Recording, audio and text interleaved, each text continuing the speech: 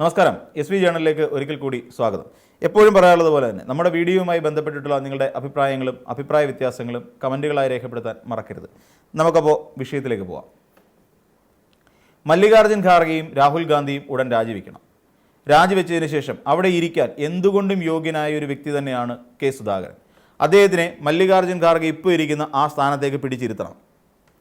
ഇല്ലാന്നുണ്ടെങ്കിൽ എന്നിട്ട് അതിനുശേഷം നിങ്ങളൊരു കാര്യം ചെയ്യണം.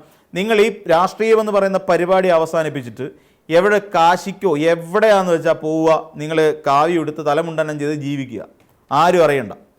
അതാണ് നിങ്ങൾക്ക് ഈ പറയുന്ന AICC എന്ന് പറയുന്ന വെറും ഒരു കടലാസ് പാവയ്ക്ക് പറ്റിയ പണി. അതാണ്. എന്തിനാണ് ഇതും തുറന്നു വെച്ചുകൊണ്ടിരിക്കുന്നത്? നാണമുണ്ട്. ഒരാൾ വന്ന് മീശ ഉരുട്ടി കാണിച്ചു കഴിയുമ്പോൾ, അല്ലെങ്കിൽ ഞാൻ BJPയിലേക്ക് പോകുന്നു, ഞാൻ സ്വതന്ത്രനായി മത്സരിക്കാൻ പോകുന്നു എന്നൊക്കെ പറയുമ്പോൾ ഉടനെ ഇതിലെല്ലാം കേട്ടുകൊണ്ട് ശരി അമ്പ്ര നിങ്ങൾ തന്നെ രാജാവ് എന്ന് പറഞ്ഞുകൊണ്ട് കാൽക്കൽ അടിയറവ് വെക്കാൻ വേണ്ടിയിട്ടുള്ള ഒരു പാർട്ടിയാണോ കോൺഗ്രസ് പാർട്ടി? ഈ കോൺഗ്രസ് പാർട്ടിയിലെ ഈ സമുന്നതരായ, അതായത് കെ സുധാകരൻ എന്ന് പറയുന്ന കേരളത്തിൽ നിന്നുള്ള KPCCന്ന് അധ്യക്ഷ സ്ഥാനത്തു നിന്ന് വരെ പുറത്താക്കപ്പെട്ട ഒരു നേതാവ് അവിടെ ചെന്നുകൊണ്ട് കണ്ണുരുട്ടി കാണിച്ചപ്പോൾ ഭയക്കുന്ന നിങ്ങൾ എങ്ങനെയാണ് നരേന്ദ്രമോദിക്കെതിരായിട്ട് ഇവിടെ ഫൈറ്റ് ചെയ്യാൻ പോകുന്നത്? അവരുടെ വർഗീയ ഫാസിസ്റ്റ് അജണ്ടകൾക്കെതിരെ എങ്ങനെയാണ് സമരം ചെയ്യാൻ പോകുന്നത്? അത്രയ്ക്ക് നട്ടലുറപ്പം തൻ്റെ ഇല്ലാത്തതുകൊണ്ടായിരിക്കുമല്ലോ ഈ രാഹുൽ ഗാന്ധി എന്ന് പറയുന്ന നേതാവ് ലോക്സഭയിൽ വെച്ച് പരസ്യമായിട്ട് അയാളെ കെട്ടിപ്പിടിക്കുകയും ഉമ്മ വെക്കുകയും ചെയ്തു നരേന്ദ്രമോദിയെ. അപ്പം ഇതിപ്പോൾ മനസ്സിലായി കഴിഞ്ഞു. ഈ കോൺഗ്രസ് എന്ന് പറയുന്ന പാർട്ടിയിൽ ഈ ഹൈക്കമാൻഡ് എന്ന് പറയുന്നത് വെറും എന്താ പറയുക, എടുത്തു പറയാൻ പോലും കഴിവുള്ളവർ ഒറ്റ നേതാക്കന്മാർ ഉൾപ്പെടുന്ന ഒരു പാനലല്ല. അട്ടർ വേസ്റ്റാണ് ഈ ഹൈക്കമാൻഡ്. ഇനി പറയരുത്, ഇത് ലോ കമാൻഡാണ്, വെറും ലോ കമാൻഡ്. ഹൈക്കമാൻഡ് എന്നൊക്കെ പറഞ്ഞ് വെറുതെ ഈ ഹൈ എന്ന് പറയുന്നതിൻ്റെ വാല്യൂ കളയരുത് എന്നാണ് എനിക്ക് പറയാനുള്ളത്. കാരണം വേറൊന്നുമല്ല, കുറേ ദിവസമായിട്ട് ഈ കെ സുധാകരൻ ഇവിടെ കിടന്ന് കളിക്കുകയാണ്.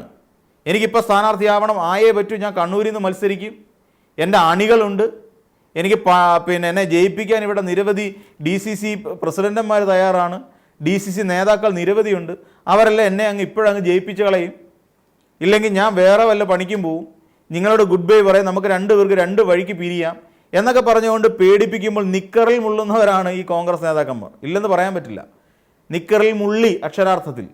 എന്നിട്ട് കെ സുധാകരനോട് പറഞ്ഞു, അയ്യോ നിങ്ങൾ പേടിക്കേണ്ട, നിങ്ങളെ കണ്ണൂരിലെ രാജാവാക്കി വാഴിക്കാൻ പോവാണ് എന്ന് പറഞ്ഞുകൊണ്ടൊരു പേപ്പർ എഴുതി ഒപ്പിട്ടം കൊടുത്തു. നാണമുണ്ടോ ഈ പറയുന്ന ഈ AICC മല്ലികാർജ്ജുൻ ഖാർഗെക്ക് രാഹുൽ ഗാന്ധിക്ക്? മല്ലികാർജ്ജുൻ ഖാർഗെ പണ്ടേ വേസ്റ്റാണ്, അത് നമുക്കറിയാം. ഖാർഗെ എന്ന് പറയുന്നത് വെറുതെ ആ സ്ഥാനത്ത് എന്തിനോ വേണ്ടി ഇരുത്തിയിരിക്കുന്ന ഒരു ബൊമ്മ. പണ്ട് നമുക്കറിയാം, മൻമോഹൻ സിംഗ് എന്ന് പറയുന്ന ഒരു ഏറ്റവും സമർത്ഥനായ ഒരു ധനതത്വശാസ്ത്രജ്ഞനെ, അങ്ങനെ തന്നെ പറയേണ്ടി വരും, ഡോക്ടർ മൻമോഹൻ സിംഗ്. അദ്ദേഹത്തെ വെറും ഒരു കളിപ്പാവ കണക്കെ കൊണ്ടു നടന്ന ഒരു വ്യക്തിയുടെ മകനാണ് രാഹുൽ ഗാന്ധി, അതായത് സോണിയാഗാന്ധിയുടെ മകൻ. അപ്പോൾ സ്വാഭാവികമായിട്ടും ഇവർക്ക് രണ്ടുപേർക്ക് കൂടിയിട്ട് പന്ത് തട്ടി കളിക്കാൻ കഴിയുന്ന, ഒരു ചാടിക്കളിക്കട കുഞ്ചിരാമ എന്ന് പറഞ്ഞുകൊണ്ട് തുള്ളിക്കാൻ കഴിയുന്ന ഒരു വ്യക്തി തന്നെയാണ് മല്ലികാർജ്ജുൻ ഖാർഗെ. എന്നാൽ ഈ തുള്ളിക്കാനിരിക്കുന്ന വ്യക്തിക്കാണെങ്കിൽ നട്ടലിന് ഉറപ്പുമില്ല രാഹുൽ ഗാന്ധിക്ക്. അത് യാഥാർത്ഥ്യമാണ്. അതുകൊണ്ടാണ് പല പേരുകളും വിളിച്ചുകൊണ്ട് BJP നേതാക്കന്മാർ വരെ ഈ രാഹുൽ ഗാന്ധിയെ കളിയാക്കിക്കൊണ്ടിരിക്കുന്നത്. അല്ലാതെ വേറെ ഒരു കാര്യം രാഹുൽ ഗാന്ധിക്കില്ല എന്നുള്ളതാണ് വാസ്തവം. അപ്പോഴാണ് കെ സുധാകരൻ എന്ന് പറയുന്ന ആളിൻ്റെ മീശ വിറപ്പിക്കലൂടായപ്പോൾ കാര്യങ്ങൾ ഉദാഹവ. അപ്പോൾ അങ്ങനെ കെ സുധാകരൻ കണ്ണൂരിൽ നിന്ന് സ്ഥാനാർത്ഥിയായി മത്സരിക്കുന്നു. സ്ഥാനാർത്ഥിയായി മത്സരിച്ചുകൊണ്ട് ഇവിടെ കേരളത്തിൻ്റെ നിയമസഭയിലേക്ക് എത്തുന്നു, അവിടെ മന്ത്രിസഭയിലേക്ക് എത്തുന്നു, മുഖ്യമന്ത്രിയാകുന്നു, അല്ലെങ്കിൽ ഏറ്റവും കുറഞ്ഞത് ആഭ്യന്തര വകുപ്പ് മന്ത്രിയെങ്കിലും ആകും. ഇതാണ് കെ സുധാകരൻ്റെ ഒരു രാഷ്ട്രീയ ലക്ഷ്യത്തിൻ്റെ ഒരു പോക്ക്. കാരണം പണ്ട് എപ്പോഴോ AK ആന്റണി ഭരിക്കുന്ന കാലത്ത്, വനം മന്ത്രിയായിരുന്ന കാലത്ത് ചെയ്തു കൂട്ടിയ പാപക്കറ അതിങ്ങനെങ്കിലും കഴുകിക്കളയണം. കാര്യം മുത്തങ്ങയിൽ കയറിയത് അത് CK ജാനുവിന് ഓർമ്മയില്ല, ബാക്കിയുള്ളവർക്കൊക്കെ ഓർമ്മയുണ്ട്. CK ജാനു ഇപ്പോഴും കാല് തിരുമ്മി നടന്നിട്ടും ഈ പറയുന്ന വർഗീയ പ്രീണനങ്ങാൻ രമേശ് പിഷാരടിക്കുണ്ട്, CK ജാനുവിന് ഇല്ലാത്ത എന്താണെന്ന് ചോദിച്ചു കഴിഞ്ഞാൽ ആ പ്രിവിലേജ്, ജാതിയുടേതായ ഒരു പ്രിവിലേജ് CK ജാനു ഇല്ലാത്തതുകൊണ്ട് CK ജാനു ഇപ്പോഴും കോരന് കുമ്പിളിൽ കഞ്ഞി എന്ന് പറയുന്ന പോലെ കുമ്പിളിൽ കഞ്ഞി കുടിച്ചുകൊണ്ട് നടക്കുന്നു എന്ന് മാത്രം. അന്നേ നിങ്ങൾ മനസ്സിലാക്കിയില്ല എന്നുള്ളതാണ്. ഇവിടെ പോയി AICCയെ വിരട്ടിയ കെ സുധാകരന് സീറ്റ് കൊടുത്തു, CK ജാനുവിന് സീറ്റില്ല. അതെന്തെങ്കിലും ആയിക്കൊണ്ട് പോട്ടെ. പക്ഷേ എന്നാൽ കെ സുധാകരൻ എന്ന് പറയുന്ന നേതാവ് കണ്ണൂരിലേക്ക് കെട്ടിയിറക്കപ്പെടുമ്പോൾ അങ്ങനെ തന്നെ പറയേണ്ടി വരും. ആ സാഹചര്യത്തിൽ ഇനി നാണമുണ്ടോ നിങ്ങളുടെ അവിടുത്തെ AIC നേതൃത്വത്തോട് ചോദിക്കാൻ, DCCക്കാരോട് നാണമുണ്ടോ നിങ്ങൾക്കിനിയും ഈ കെ സുധാകരന് വേണ്ടി പോസ്റ്റർ ഒട്ടിക്കാൻ പോകാൻ? എന്തുകൊണ്ടാണെന്ന് പറഞ്ഞുതരാം. ഈ കെ സുധാകരൻ തനിക്ക് സീറ്റ് കിട്ടില്ല, ഞാൻ എൻ്റെ വഴിയെ പോവും, നിങ്ങൾ നിങ്ങളുടെ വഴിയെ പോയിക്കോളൂ, ഗുഡ് ബൈ പറഞ്ഞു പോയ കെ സുധാകരൻ എന്ന് പറയുന്ന നേതാവ് നിങ്ങൾക്ക് തന്നെ അറിയാം, നിങ്ങൾ സ്ഥിരീകരിച്ച കാര്യമാണ്. ഈ കെ സുധാകരൻ BJP നേതാക്കളുമായി ചർച്ച നടത്തി. ഈ പറയുന്ന മാർച്ച് മാസം 19-ാം തീയതി ഇവിടെ സ്വതന്ത്ര സ്ഥാനാർത്ഥിയായി മത്സരിക്കാൻ കെ സുധാകരൻ തീരുമാനമെടുത്തിരുന്നതാണ്. എന്തിൻ്റെ പിൻബലത്തിൽ? ആ ചർച്ചയുടെ പിൻബലത്തിൽ തന്നെ അവിടെ BJPക്കാർ കണ്ണൂർ മണ്ഡലത്തിൽ പിന്തുണയ്ക്കുമെന്ന പൂർണ്ണ വിശ്വാസത്തിൻ്റെ പുറത്ത്. ആ വിശ്വാസത്തിൻ്റെ പുറത്ത് തന്നെ മറുകണ്ഠം ചാടിയ ഒരാളാണ് ജി സുധാകരൻ. കെ.സി. വേണുഗോപാലുമായി വീട്ടിൽ വന്ന് നടത്തിയ ചർച്ച, അന്ന് കെ.സി. പറഞ്ഞിട്ട് പോയത് ഇത് വെറുതെ ഒരു സൗഹൃദ സന്ദർശനം മാത്രമെന്ന് കെ.സി. പറഞ്ഞിട്ട് പോയിരുന്നു. അന്ന് ജി സുധാകരൻ എന്താണ് മാധ്യമപ്രവർത്തകരോട് ചെയ്തതെന്ന് അന്ന് റിപ്പോർട്ട് ചെയ്യാനെത്തിയ എല്ലാ റിപ്പോർട്ടർമാർക്കും അറിയാം. അവരോട് നിങ്ങൾക്ക് എന്തിൻ്റെ അസുഖമാണ് എന്ന് ചോദിക്കുന്ന രീതിയിൽ അവരോട് ചാടിക്കടിക്കുകയാണ് ഈ ജി സുധാകരൻ ചെയ്തത്. അന്നേ സ്പെല്ലിംഗ് മിസ്റ്റേക്ക് മണത്തു തുടങ്ങി. ഒന്നുമില്ല, വെറും ഒരു സൗഹൃദ സന്ദർശനം മാത്രമാണ് എന്ന് പറഞ്ഞ് അവസാനിപ്പിക്കാമായിരുന്ന കാര്യത്തിൽ വെറുതെ ക്ഷുഭിതനായിക്കൊണ്ട് ജി സുധാകരൻ സ്വന്തം അജണ്ട ബോധ്യപ്പെടുത്തുകയായിരുന്നു അന്ന് കേരളത്തോട് ചെയ്തത്. അപ്പോൾ അതുകൊണ്ട് ഇരുമാരിപ്പെട്ട എല്ലാവർക്കും ജി സുധാകരൻ മറുകണ്ഠം ചാടിയെന്ന് പറഞ്ഞു കേട്ടപ്പോൾ ആർക്കും അത്രയ്ക്ക് അങ്ങോട്ട് ഞെട്ടലുണ്ടായില്ല എന്നുള്ളതാണ് വാസ്തവം. അതുപോലെയാണ് കെ സുധാകരൻ. ഈ കെ സുധാകരൻ ഒരു കുഞ്ഞുപോലും അറിയാതെ, ഇനി അതല്ല അറിഞ്ഞുകൊണ്ടാണെങ്കിൽ പോലും BJP നേതാക്കന്മാരുമായി ചർച്ച നടത്തിയിരുന്നു. അത് സ്ഥിരീകരിക്കപ്പെട്ടു കഴിഞ്ഞു. അവിടുത്തെ ഏകദേശം 10ഓളം വരുന്ന നേതാക്കന്മാർക്ക് ഇക്കാര്യങ്ങൾ ബോധ്യപ്പെട്ടു. മണ്ഡലം കമ്മിറ്റിയിലുള്ളവർക്കും DCC ഭാരവാഹികൾക്കും എല്ലാം ഇക്കാര്യം ബോധ്യപ്പെട്ടു. അതുകൊണ്ട് വല്ലവരുമായി ചർച്ച നടത്തിയിട്ടുള്ള ഈ പറയുന്ന കെ സുധാകരൻ എന്ന് പറയുന്ന നേതാവിന് വേണ്ടി പോസ്റ്റർ ഒട്ടിക്കാൻ ഞങ്ങളില്ലേ ഇല്ല എന്ന് അവർ തന്നെ വ്യക്തമാക്കി കഴിഞ്ഞു. അല്ലെങ്കിൽ തന്നെ ഇനി പോസ്റ്റർ ഒട്ടിക്കാൻ നിങ്ങൾക്ക് നാണമുണ്ടോ? അതായത് പാർട്ടിക്കപ്പുറത്തേക്ക് വളർന്നു നിൽക്കുന്ന ജി സുധാകരൻ മറ്റുള്ള ഏതൊക്കെയോ എൻ്റെ കൂടെ നിൽക്കുന്ന 10ഓ 20ഓ വരുന്ന അനുകൂലികളെ കണ്ടുകൊണ്ട് AICCയിലെ മല്ലികാർജ്ജുൻ ഖാർഗെ മീശയുരുട്ടി കാണിച്ച് പേടിപ്പിച്ച് സീറ്റും തരപ്പെടുത്തി ഇവിടെ വന്ന് എന്നിട്ട് അവരുമായി BJPയുമായി അതിനു മുമ്പ് ചർച്ചയും നടത്തി. എന്നിട്ട് ഇവിടെ വരുമ്പോൾ നാണമുണ്ടോ നിങ്ങൾ കണ്ണൂരിലെ കോൺഗ്രസ്സുകാരെ? നിങ്ങൾ നിങ്ങളുടെ ഐഡൻറ്റിറ്റി പണയം വെച്ചുകൊണ്ട് കെ സുധാകരന് പോസ്റ്റർ ഒട്ടിക്കാനും സിന്ദാബാദ് വിളിക്കാനും പോകാൻ നാണമുണ്ടോ? ഒരുപക്ഷെ കോൺഗ്രസ് ആയതുകൊണ്ട് ഒരുപക്ഷെ നാണമുണ്ടാകാനുള്ള സാധ്യത വളരെ കുറവാണ്. പക്ഷേ ഇതിനകത്ത് വാസ്തവം നമ്മൾ മനസ്സിലാക്കേണ്ടത് ഇതൊക്കെ തന്നെയാണ്. ഇങ്ങനെ ഒരു വലിയ നാണം കെട്ട കളി ഇതിനകത്ത് നടക്കുന്നുണ്ട്. അപ്പം സ്വാഭാവികമെന്നോണം ഇനിയിപ്പം കെ സുധാകരൻ വിചാരിച്ചു വെച്ചിരിക്കും കുറച്ചധികം ആൾക്കാരുണ്ടല്ലോ, അവരെന്നെ പിന്തുണയ്ക്കും എന്ന് കരുതുന്ന കുറച്ച് പേർ, അവരെ കൊണ്ട് അവർ പോസ്റ്റർ ഒട്ടിക്കട്ടെന്നേ. അവർ പോസ്റ്റർ ഒട്ടിക്കും, അവർ മുദ്രാവാക്യം വിളിക്കും.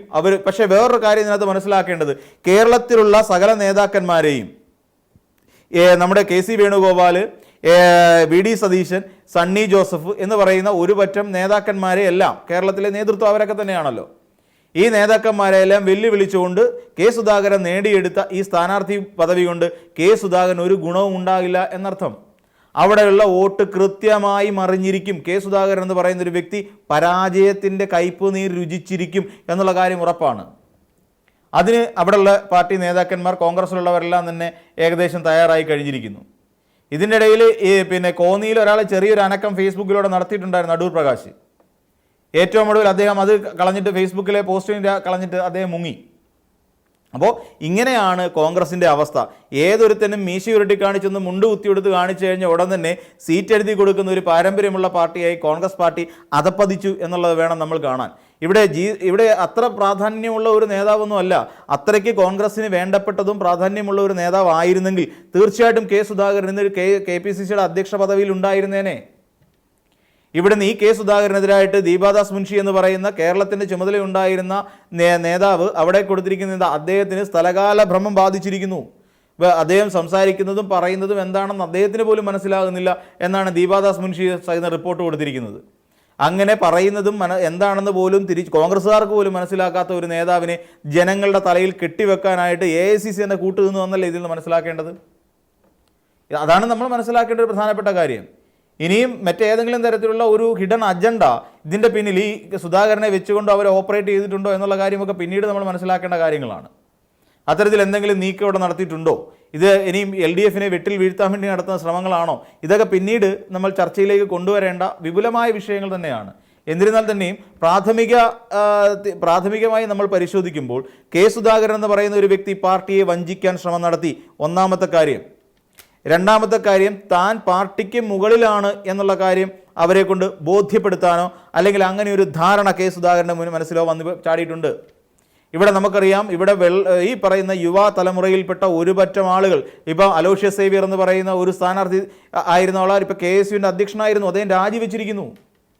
ഇവിടെ പലയിടങ്ങളിലും അമ്പലപ്പുഴയിൽ വിമത സ്ഥാനാർത്ഥി വന്നിരിക്കുന്നു, കുട്ടനാട്ടിൽ വിമത സ്ഥാനാർത്ഥി വന്നിരിക്കുന്നു, പിന്നെ അങ്ങനെ പലയിടങ്ങളിലും വിമതന്മാർ മത്സരിക്കുന്നു.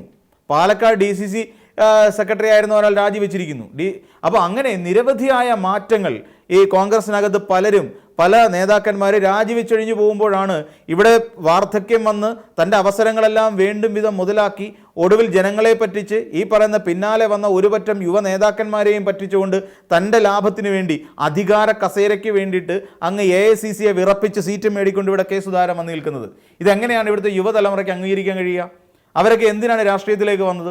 ഈ പറയുന്ന മൂത്ത് നരച്ച് ചാവുന്നവരെ അധികാര സ്ഥാനത്തിരിക്കാൻ വേണ്ടി ആഗ്രഹിച്ച് തലയ്ക്കകത്ത് ഭ്രാന്ത് പോലെ അധികാരക്കൊതി കൊണ്ടു നടക്കുന്ന ഇവർക്ക് വേണ്ടി മുദ്രാവാക്യം വിളിക്കാനും പോസ്റ്റർ ഒട്ടിക്കാനും മാത്രമായിട്ടാണോ ഇവിടുത്തെ യുവ നേതാക്കന്മാർ ഇനിയും വളർന്നു വരേണ്ടത്? അല്ലേ ഇനി അങ്ങനെയുള്ള ആൾക്കാർ മതിയോ ഇനി കേരള കോൺഗ്രസിലും അല്ലെങ്കിൽ ഈ CPM-ലും ഉണ്ടാകേണ്ടത്? ആ രാഷ്ട്രീയമൊക്കെ മാറിക്കൊണ്ട് യുവ നേതാക്കന്മാർക്ക് അവസരം കൊടുക്കുന്ന ഒരു സാഹചര്യമാണ് കേരളത്തിൽ ഉണ്ടാവേണ്ടത്. K. സുധാകരനെ പോലെയുള്ള പുകഞ്ഞ കൊള്ളികൾക്കൊക്കെ സ്ഥാനം പുറത്തു നിർത്താനുള്ള തൻ്റെ ഇടം കോൺഗ്രസ് പാർട്ടിക്ക് ഉണ്ടാവണം. അതുകൊണ്ട് തന്നെ ഈ K. സുധാകരൻ്റെ മുന്നിൽ പോലും മുട്ടുവിറച്ച് നിന്ന് പോയ AICC നേതൃത്വത്തിനും ഈ പറയുന്ന രാഹുൽ ഗാന്ധിക്കും ഇനി ഒരു കാരണവശാലും ഈ രാജ്യത്തിൻ്റെ അധികാരത്തിൻ്റെ ശ്രേണിയിലേക്ക് കടന്നു വരാൻ കഴിയില്ല എന്നുള്ളതാണ് വാസ്തവം. മറ്റൊരു വീഡിയോയുമായി നമുക്ക് വീണ്ടും കാണാം.